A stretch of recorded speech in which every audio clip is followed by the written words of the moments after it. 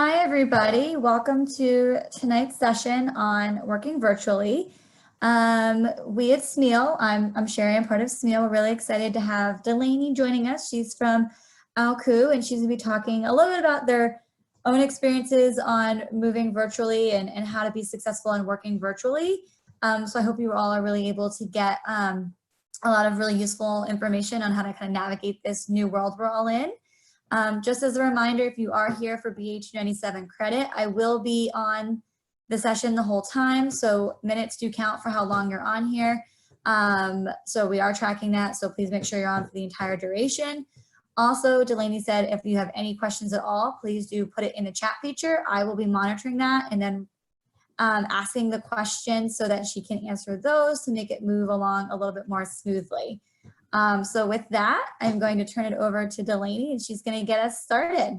Yeah, thanks, Sherry. Thanks for having me.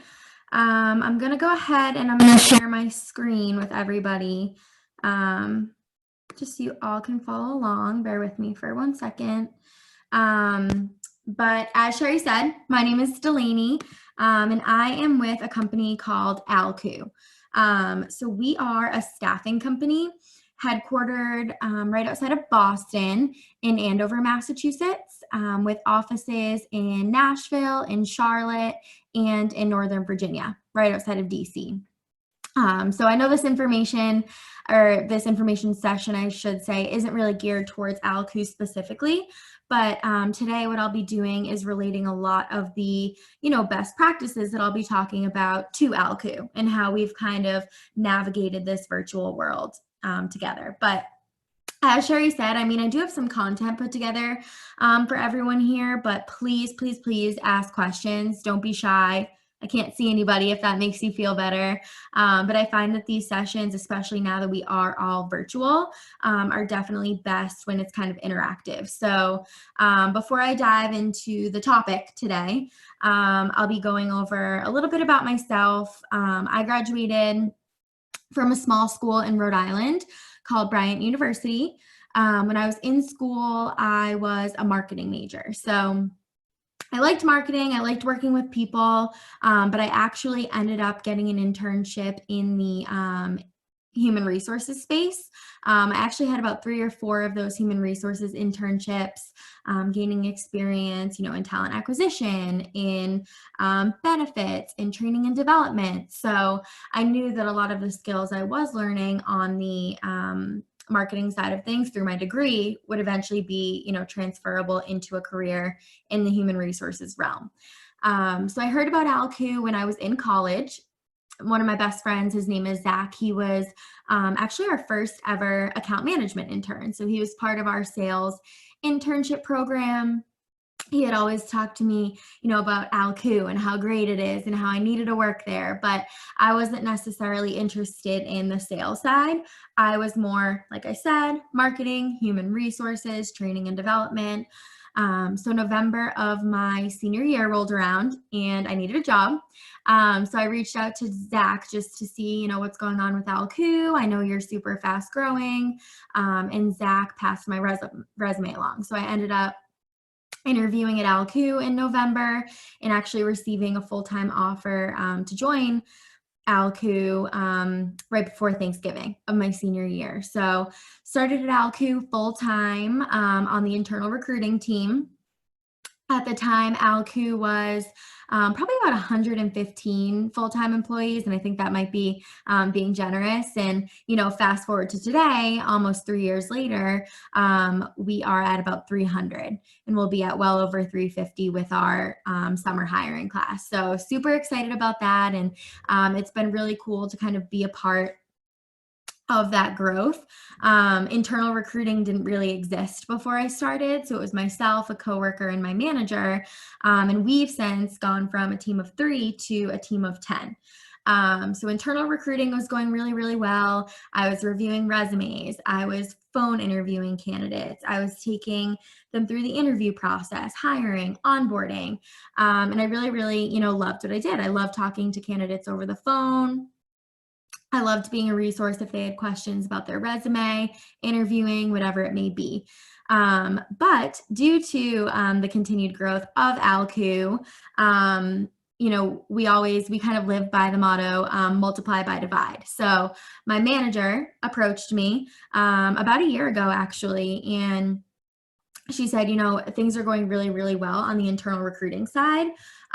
We do need somebody focused to the college relationship side of talent acquisition, which didn't really exist yet. So a lot of the hiring we do and have done in the past has been almost exclusively entry level, which means we're going to a lot of career fairs. We're posting on job sites such as Nittany Lion.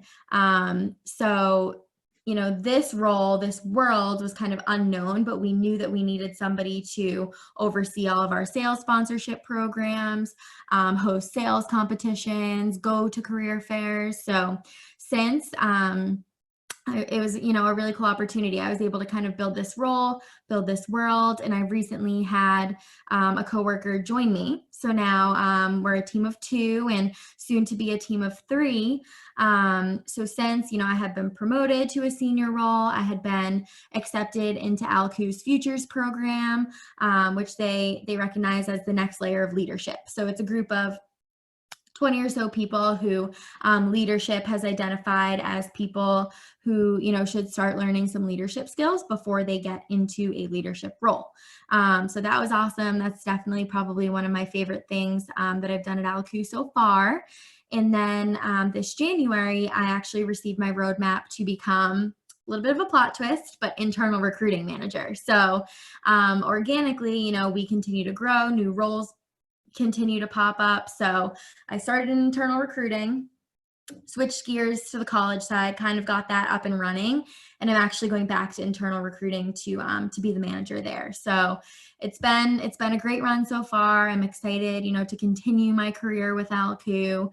And I'm not saying all of this to stand here and brag or boast or anything like that, but I did want to include this intro slide just so you could all get a feel for what my experience is like to help spark some questions. I've done everything from, resume review to mock interviews to sessions on interviewing alone. So just because today's topic is, more geared towards navigating the virtual world, definitely feel free to ask questions about that stuff too. So prepping for your virtual day. I know this varies a lot per company, but ALKU, full transparency, virtual work, working from home, working remotely is not a thing we practice at ALKU.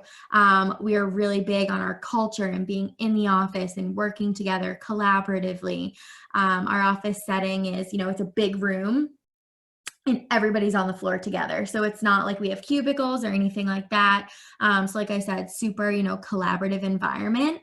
And we really, really try to steer away from having people work virtually. So this was definitely uncharted territory for us when all of this, happened and was coming about. And I remember I was actually flying home from Elon University. I had a couple of events there and my manager called me and she was like, well, we have 12 hours to prepare for a couple of months of, remote work.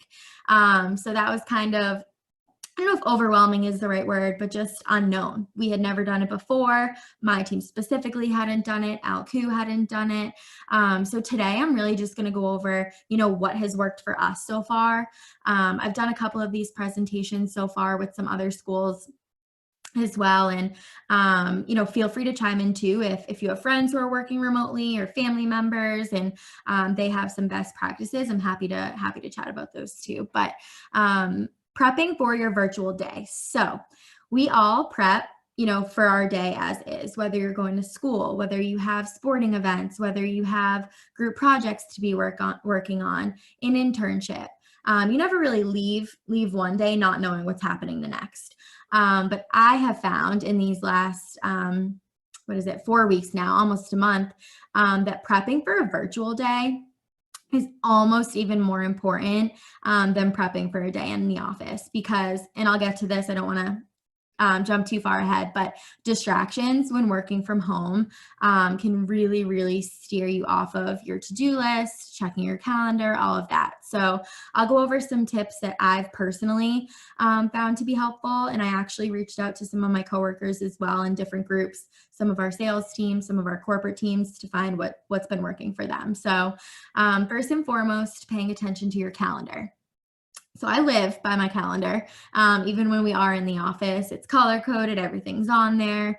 But paying attention to your calendar, I think when you're working virtually is really almost more important, because you have to know, what meetings do I have in the morning? It's not like in the office where you see your team getting up, or someone can walk over to your desk and say, hey, Delaney, you're supposed to be in this meeting, with us. So making sure that you know what your day is going to look like is key.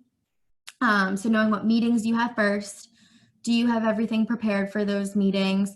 Is there anything else you need to get done by end of day today in order to be prepared for that meeting tomorrow? Who will be in that meeting? Is there anyone I need to connect with prior? We all know, connecting with people virtually is a lot more difficult. It tends to take a lot more time getting things done when, you can't just stand up and walk over to someone's desk in the office. So making sure you're allotting that time and giving yourself enough time before that first meeting is key. I'll get into this a little bit with to-do lists too, but paying attention to your calendar in the sense of, okay, what are the times that I don't have anything going on? In the office, again, it's very easy to, sit down at your desk after a meeting. You kind of have a workflow. You know what you need to be doing next. You know what you need to be doing working on, after that meeting wraps up, those action items you took away from it. But what am I going to be doing on my downtime when I'm at home? Making sure that you're keeping yourself on track. I have found more than ever that I've actually been planning ahead for my downtime. And again, I'll go into this a little bit with creating to-do lists, but in the office, if I find that I have an hour block where I don't have a meeting or a phone call, I tend to just look at my to-do list. Okay, what do I need to do this morning? Let me start working on this. Since working virtually, I actually put on my calendar what I'm going to be working on during those free blocks to help keep myself on track. Continuing your morning routine. So it was funny. I actually had a call with my team, talent acquisition, this morning, and we were kind of just all touching base, updating one another. And we always try to, bring something of value to that meeting too. So we were all just talking about our weeks and, what's been working for us from working from home and what hasn't been. And if you're anything like me, I like my sleep. So it's been, or I guess at the beginning it was like, okay, how much sleep can I get this morning? How long can I wait until I set my alarm for my virtual day? After about a week, I found out that is definitely not the thing to be doing. Because if you think about it, when we are going into the office for a full-time job, for an internship, we've kind of worked to build a natural morning routine. You wake up, you shower, you make breakfast, you put on a pot of coffee, you take your drive in to kind of wake up for the day, wind down from anything you were thinking of the night before. It's kind of your alone time. I found personally, and my teammates agreed, that having some sort of morning routine is super, super important when you are working virtually. So even though it might look a little bit different, it's important to still give yourself that time to wake up before, the workday actually starts. Even if it means rolling out of bed and changing into another comfortable outfit, it's easy to wake up, kind of open your laptop either in bed or on the couch and keep those PJ pants on. But I promise you'll feel so much better if you put another pair of PJ pants on for your day that you didn't sleep in. So continuing that morning routine, taking a walk, getting some fresh air before your day starts. That way you're kind of, I don't know if tricking your body is the right word, but your body's like, okay, it's time to work now. We're up. So that's been super important for me. Creating to-do lists. I feel so funny not interacting with you guys while I'm doing this, but Sherry, just interrupt me if there are any questions based on anything I'm saying. But up next is creating to-do lists the night before and the morning of. I went over this a little bit, but lists are super important. Everyone has their own way of keeping lists when they're in the office. Some just have one kind of master list and check things off as they go. Some break it down a little bit more. Okay, what do I need to get done before noontime, before lunch? What can I save for the afternoon? Do I prioritize my list by due date? Really whatever works for you. There's no right or wrong here, but having to-do lists when you're working from home is what's helped me really stay on track and taking that to-do list and actually putting it on my calendar. So if I had a block of time, this morning, I could be putting together content for another presentation that's later this week. But actually putting that on my calendar, I'm looking at the calendar, I'm saying, okay, no distractions. I know what I need to be working on. Let me get started on this project. Next up is workplace is set up. So this is a hard one, and really this is going to differ based on your living situation. Again, the next couple, no right or wrong, but it's easy too if you are not a morning person like me. Like I said, open up your laptop in bed, maybe check through some emails, and before you know it, you are an hour into the workday, zoned in your emails, but you're still in bed.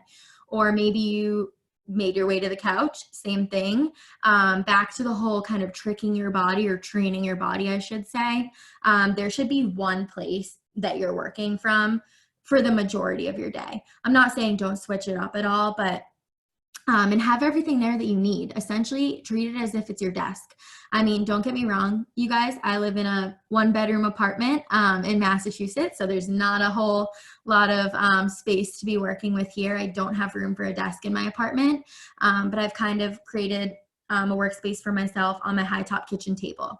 So everything I need is there. My normal backpack that I bring into work, my charger, my pens, my agenda, my laptop, and I've kind of set them up there. That way I know in the morning, okay, I'm sitting at the kitchen table. This is where I'm doing my work. And making sure, going off of that too, making sure it's an appropriate workplace. Again, everybody, when you're working virtually, is going to be understanding of, is this the perfect situation? No. Are we going to have distractions? No. Yes. Are we going to be, taking some calls maybe from your living room because that's where, you need to be with the least amount of distractions? Yes. But making sure what's behind you isn't too distracting to the person that you're talking to. Dressing for your day, same thing. If I can wear comfy pants, I'm going to wear comfy pants. But, if I know, again, going back to looking at my calendar, if I know tomorrow I have an interview, I'm interviewing a candidate for a full-time role, I'm going to put an extra effort to do my hair. I might put a little mascara on. I'm going to make sure my top is presentable, because you don't want to, look at your calendar and say, oh shoot, in 15 minutes I have a really important phone call with my manager, and your hair's still in a bun. It doesn't really look like you've woken up yet. You might still be in a sweatshirt. So just dress for your day. It doesn't mean you need to get dressed up every day, because trust me, I'm not putting jeans on right now, but just being aware is most important. And lastly, for prepping for your virtual day. So limited distractions.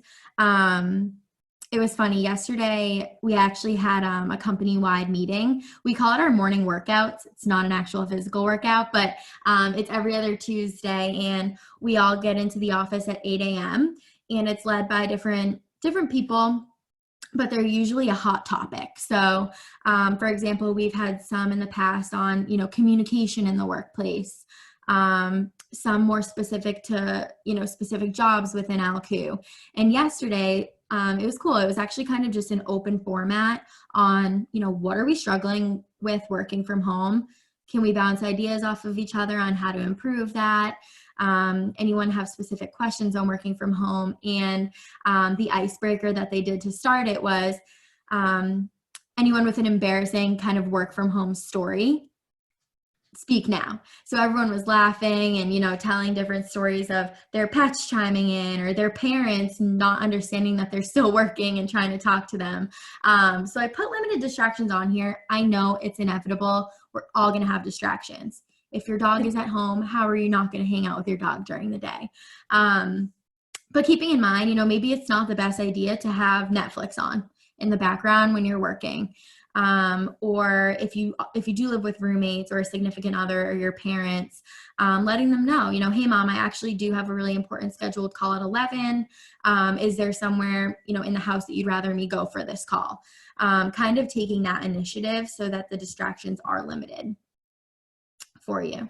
Delaney, it looks like we have a question from someone. How do you suggest sticking to your to-do list? Say you're working on one project, but then get emails that come in, and then you then switch over to working on that stuff instead of finishing up the first project, and then you're kind of just doing a whole bunch of things at once.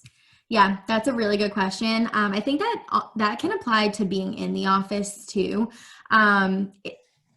The answer is, it of course depends on your job. If you have a job that your emails are top priority, maybe you're in a customer service role, or you're the person at your place of work that's getting all the front end emails, maybe that is priority.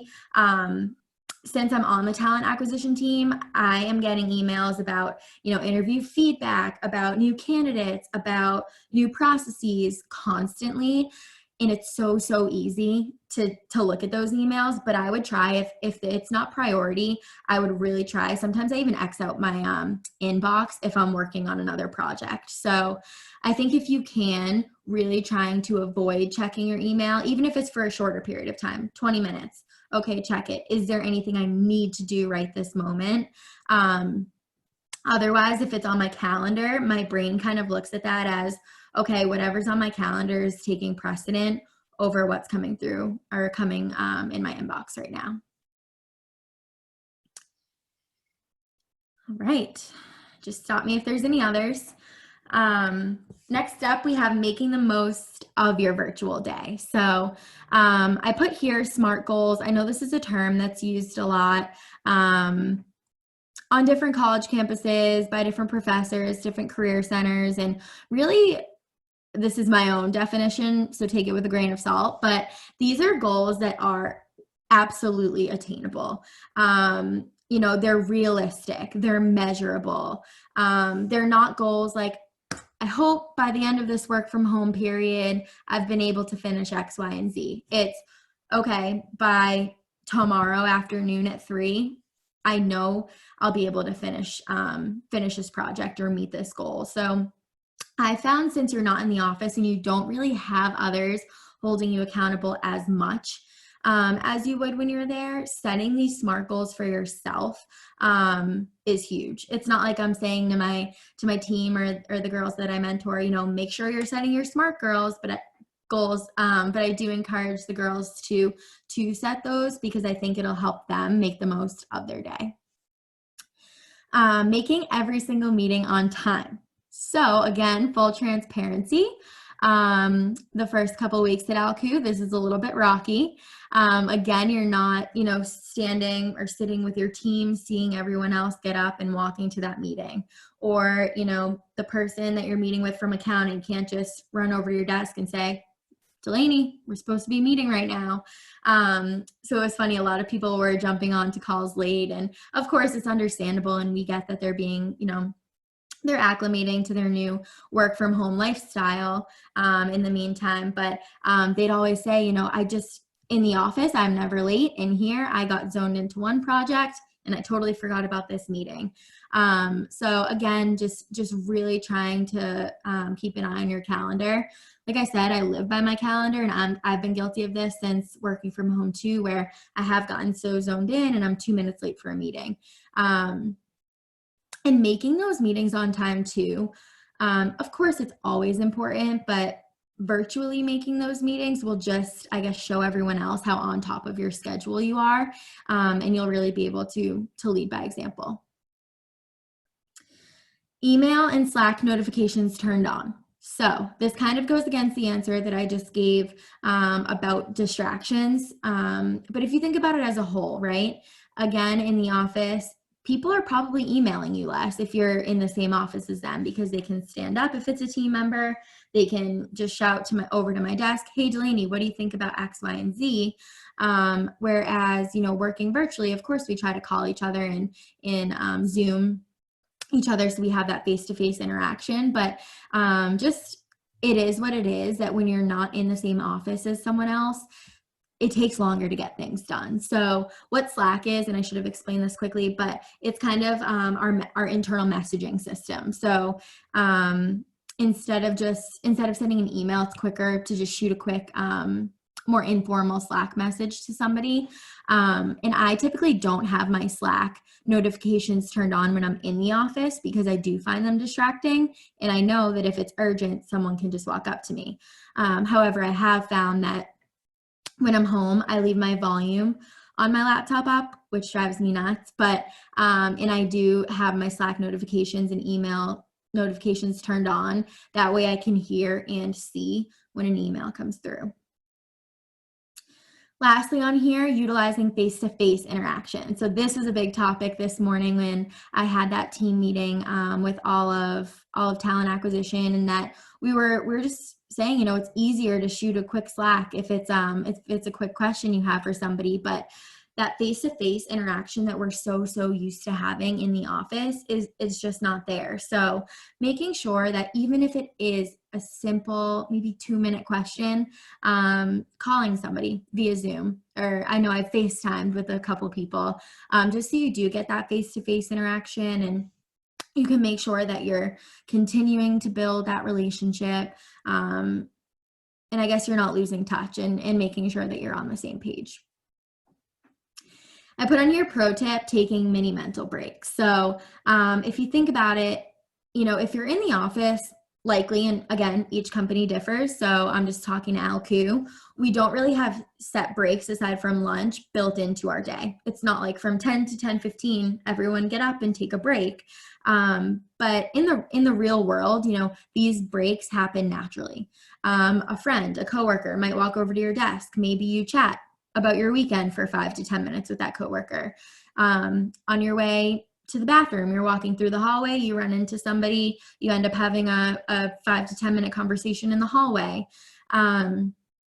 These, of course, aren't happening when you're working remotely and you're not interacting in the same office with your coworkers. So making sure that you are taking a step back and moving away from your workspace. I think I mentioned it already briefly, but one thing I personally struggle with is, and I'm like this in the office too, but if I get zoned into something, man, I am zoned in. There are some mornings where I feel like I don't leave my workspace from, 8:30 until lunchtime, but personally, and I know my team is too, really trying to make an effort of, okay, maybe it's every hour I step up, I get up and I go outside for 10 minutes if it's nice out. Or I get up and I pour myself another cup of coffee and check Instagram. Really whatever it is to make up for those naturally built-in breaks that you're not getting because we aren't in person. Any questions? I think you're still good to go for a little bit. Okay, cool.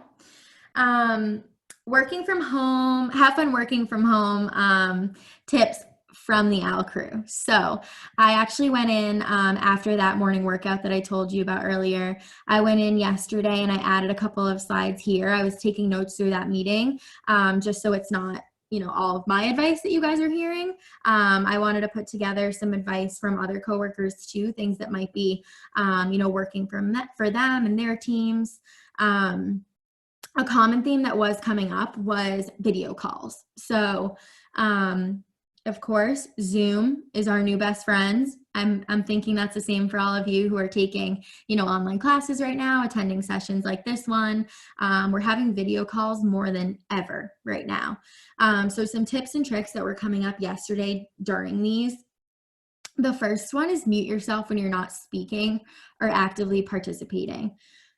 So take this one with a grain of salt, because at first when we started working from home and, I'd be on a meeting with the team, with the talent acquisition team, I didn't love when people were muted because I felt like that kind of hindered the natural flow of the conversation. But I found that as we have more and more meetings and more people are joining these meetings, there should be some focus on who's talking, because it's easy for people to accidentally talk over each other. Background noise is big. I know there were people here today working on my apartment building, and I had to apologize on a call for the banging in the background. So if I'm not leading the discussion actively, participating in a back and forth discussion, I will mute myself if I'm not speaking during that time. Being transparent about distractions that might occur. So if you have a pet, one of my coworkers, his name is Nate. He's a director in our Herndon, Virginia office. His cats like to jump up on his laptop. He can't control it. So the first time it happened, he didn't really say anything. But the second time we had a call, he was like, please just ignore my cats. I can't get them to stop doing this. And that's okay. We know that this is going to happen. We know that there are distractions that we don't necessarily deal with in the office that come with working remotely. Another one that was coming up a lot yesterday was, I live with roommates and we're all working together in tiny living room in our apartment, and we all have to be on phone calls. So the muting yourself can help with this, but be transparent. Feel free to say to whoever you're on the phone with, hey, Sherry, I'm super excited for this phone call right now. I want to apologize in advance if you do hear some background noise here and there. I do have a roommate who's on a conference call as well. Everyone, we're all in this together, especially during these times. So don't be shy of that and don't worry about that. And lastly, utilizing special features. So Sherry's kind of taking control right now of this since my screen is shared, but raising your hand, that's a big one we've worked on in meetings where there are a lot of people in Zoom. People tend to talk at the same time. Of course, that's going to happen. Everyone has ideas they want to share. So we use the raise your hand feature if it's over a certain amount of people in a Zoom call at once. Different chat rooms, different breakout rooms, the chat feature that you're using to ask me questions today, really taking advantage of what's in front of you. If it's a one-on-one call, like if it was me and Sherry on the phone right now, of course I'd say, hey Sherry, there's some work going on in my apartment right now. I apologize for the distractions, but you don't need to mute yourself in that case. Just be cognizant of how many people are on the call and kind of what's going on around you.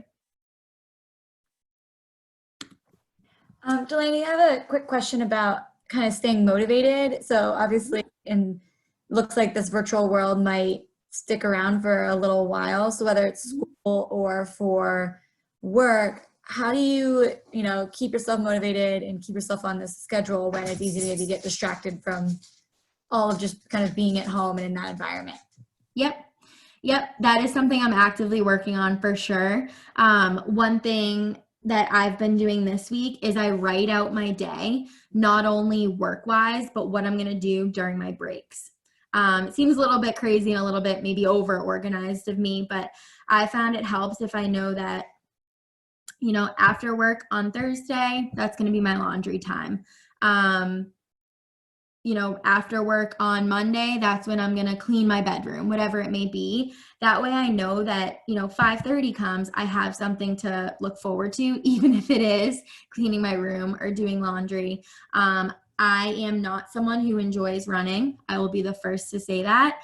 However, I've been kind of forcing myself during lunch to get moving somehow, even if it's a mile run. I've been taking some of those online bar classes and Zumba classes, but I have had lulls. I find it hits me in the afternoon where maybe I haven't had coffee since the morning, and I have been so zoned into my computer that I haven't really moved around much, that I'm like, oh, I really want to watch some Netflix right now. But I think just going back to those SMART goals, even if it's goals work related, not work related, they're those shorter goals and they might feel more attainable, rather than just thinking of it in terms of, wow, I have, another month of this. What am I going to do? I have been scheduling a lot of Zoom happy hours with my college roommates, with my family. So also trying to stay connected that way. I definitely thrive on, when I'm with others. That's kind of where I get my energy from. And I found, obviously I'm alone here. So that was something, staying motivated, that I was struggling with at first. But the Zoom face-to-face, even if I have a question, I call someone now. We chat about Ozark or Tiger King or whatever it is we're watching on Netflix. And I just find those little steps help me to stay motivated.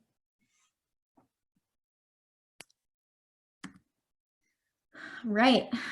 more tips from the ALKrew. So organization. This might be a little bit repetitive. I know I've already touched on some of these points, but they were coming up a lot yesterday on our company call. So wanted to include them in here for you all.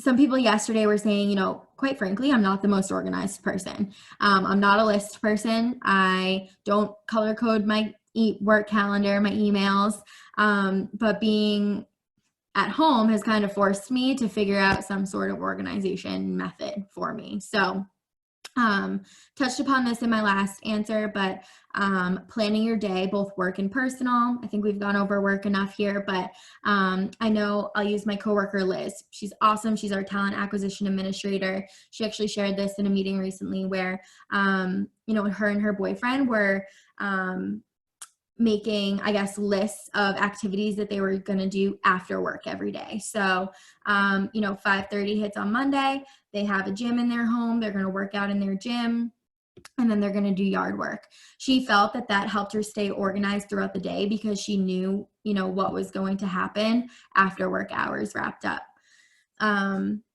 Over communicating. So I always say there's no such thing as over communicating, especially, with all the moving parts in the world as it is today. But I think now more than ever, over communicating, adding people on emails, even if you don't know if they're supposed to be on that email, calling somebody and following up with an email. So they heard it from you, they have it written in an email. Approaching your manager about things that maybe in the office you wouldn't really find necessary, to approach him or her about. Just saying, hey, working on this right now. Hey, what are your thoughts on this? That way, your manager's involved. You're feeling like you have someone to lean on if you do need help with somebody. And then lastly, breaking down your to-do list, morning and afternoon. Any questions on that? Okay. The next two slides, and I'll go through these fairly quickly, but I've been getting a lot of questions on some of my other Zoom calls like this about virtual interviewing. So I know it's not necessarily navigating the virtual world, but I think right now what students are going through, whether they're looking for an internship or full-time, it's I've been training for this. I've been training for in-person interviews, and here I am, and now everything's virtual. So I put together some tips and tricks. A lot of them are the same as if you were to be in person. And the first one here is treat this interview as if you're coming into the office. So, dressing as if you were coming into the office. Being ready early, logging on early for the interview, having a notebook in front of you, having questions prepared. We're, as employers, especially at ALKU, speaking on behalf of ALKU, we're treating these virtual interviews as if they are just as important as in-person interviews. So doing the same on your end will help tremendously for sure. Finding a quiet room to set yourself up in. Again, we all have different living situations, but if you are at home and all of your siblings are home and there might be some background noise, it can't hurt to lightly say at the beginning, I just want to apologize. My whole family's home right now. We're kind of on top of each other, so if there is some background noise, that's what you're hearing. Checking your Wi-Fi connection. I get it. It might not be perfect at home, but it can be really frustrating for the candidate. We understand on the employer side, but we've had candidates say, my Wi-Fi has never gone down before. Now it's not working for my interview. This is so frustrating. So maybe just doing, a test run ahead of time with a family member or a roommate, if you can. Having your laptop fully charged or charging for the interview, having a blank wall behind you if you can. I don't really have that luxury in my apartment. This is as blank wall as it gets. So just making the most of your situation. Dressing business professionally. Oh, sorry, Delaney, I think we have a question. Yep. It's kind of more of an opinion question, but talking about room colors. Mm-hmm. It says what if my room color is purple? It's not neutral color, but it's the most quiet. Is that okay to do for an interview or a professional setting for if you're doing, probably a video? Yep. Yep, in my opinion, and again, this might vary, but in my opinion, yes, I'd prefer to be interviewing a candidate in a quieter space. And you can even say, kind of like I just said, I apologize for the background. Given the situation, this is what I'm working with right now. Thank you for your patience. If I was living on my own, or if I was, in person, it would be a more professional setting. Great, keep the questions coming. And then lastly, I think I said dressing business professional. I'll go over this one again, but dressing is if you're going into the interview. So, the term, look good, feel good kind of thing. You're going to feel a lot more confident if you are fully dressed for an interview as you feel, if you're physically going into an office. And then lastly, having a notebook, pen in your resume with you. So, we can tell if you're taking notes, even if it's via video. And I love when people take notes during interviews. It shows that you're engaged. It shows that you're actively listening. Even though you can't physically hand me a copy of your resume, you can say, I have my resume in front of me. Do you need a virtual or an electronic copy? It's likely that the employer will already have that, but just anything you can do to show the employer that you are prepared will help you tremendously. Virtual interviewing continued. Sorry, Delaney, one more question we just got. Yeah. I know you may be aware of this, there are certain filters on backgrounds on Zoom. Mm-hmm. A picture of an office type setting be okay, or would the interviewer think you're not taking it seriously if you kind of change your background? I'm not a fan of the background change personally. I have coworkers who do it for meetings, and that's okay. But I would avoid it, honestly, if you can. Dialing onto the line 5 to 10 minutes early, just making sure the link that's provided to you is working correctly on your end. If it's not, hopefully that's not the case, but if it's not, you have that 10-minute buffer to reach out to your contact and say, hey, I'm trying to log into, this Zoom interview. The link isn't working. That way you are hopefully, ready to go when that interview is scheduled to start. Sitting close to the camera.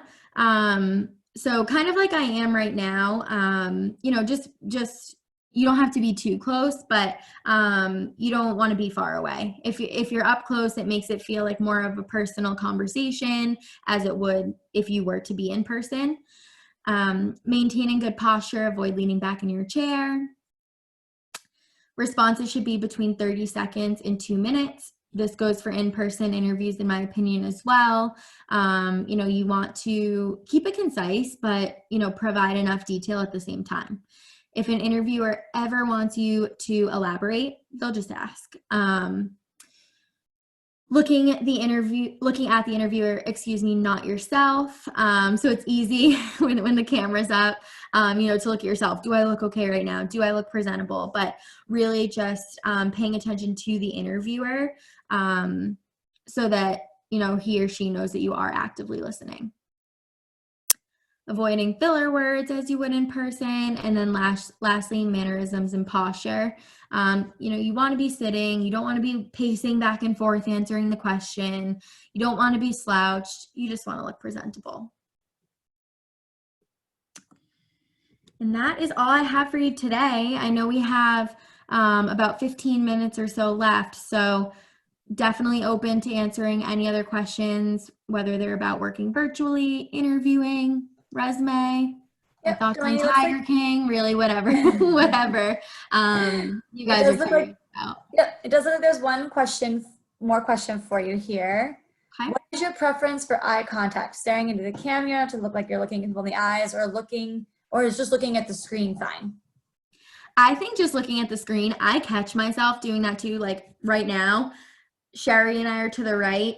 The PowerPoint's in the center and the camera's up here. So there's a lot going on. But I think the screen is totally fine. You don't have to be looking directly into the laptop camera.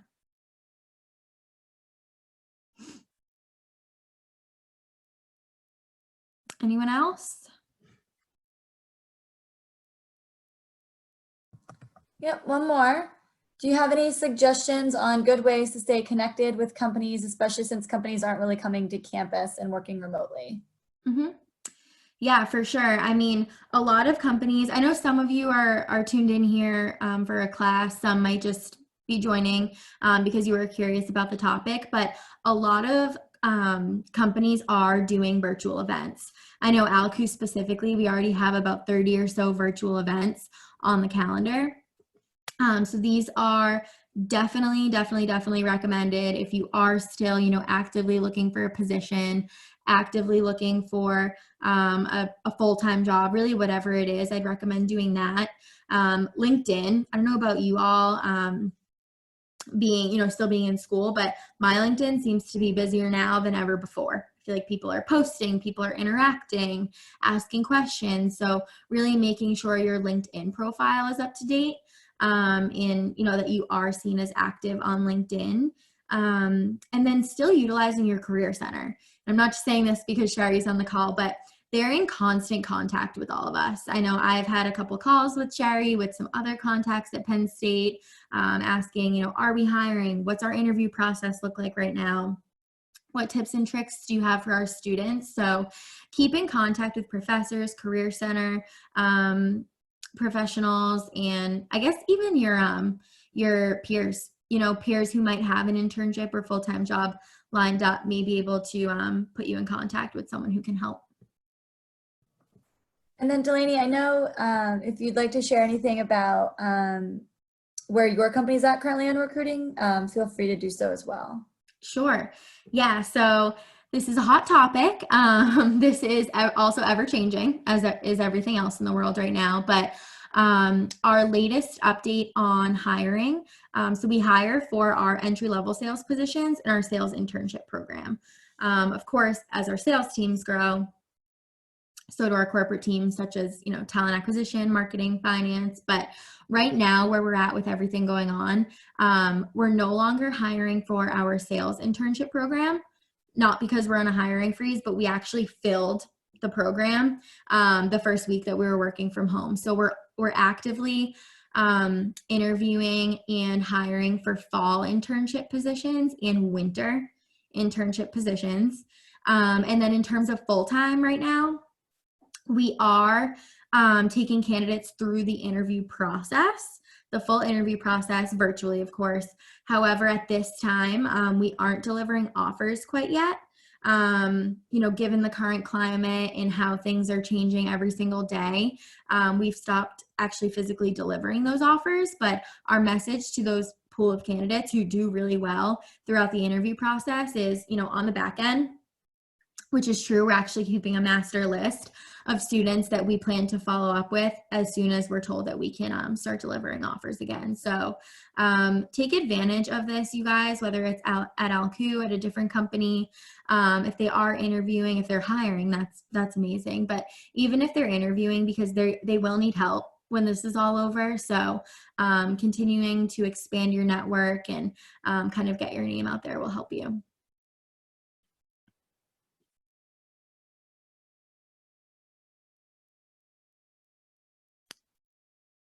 Right. Any more questions, Sherry? It does not look like it, so I think you might be good to go. All right, great. Well, thank you. Yes, thank you for presenting all this information. I hope they were able to really utilize it in, whether this is for school or for work. I think this is also valuable ways to help us navigate this virtual world because we are not used to having to structure our life this way. So thank you so much.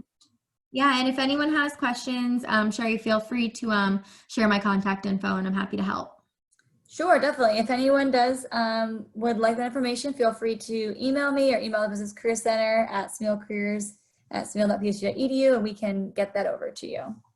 Great. Thanks, everybody.